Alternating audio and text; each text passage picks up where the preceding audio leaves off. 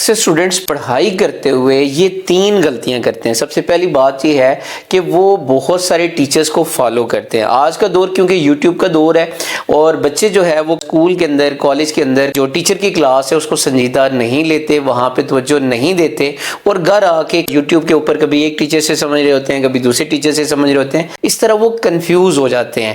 تو اس کا حل یہ ہے کہ آپ ایک سبجیکٹ کے لیے کم سے کم ایک یا زیادہ سے زیادہ صرف 2 ٹیچر سے سمجھیں۔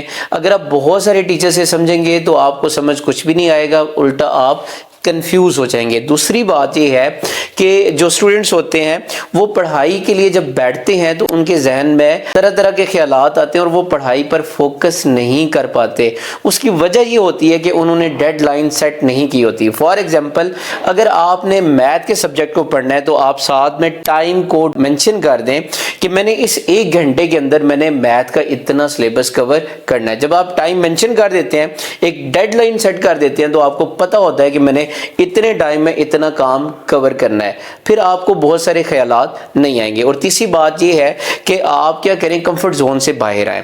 دیکھیں، اگر آپ نے کچھ بڑا کرنا ہے تو آپ کو کمفرٹ زون سے باہر آنا پڑے گا۔ بہت سارے اسٹوڈنٹس یہ غلطی کرتے ہیں کہ وہ لیٹ کے پڑھتے ہیں، جب بھی لیٹ کے پڑھتے ہیں ان کو نیند آ جاتی ہے۔ جب بھی آپ نے پڑھنا ہو آپ ٹیبل اور چیئر کا استعمال کریں، چیئر پہ بیٹھ کے آپ پڑھائی کریں تاکہ آپ کو نیند نہ آئے۔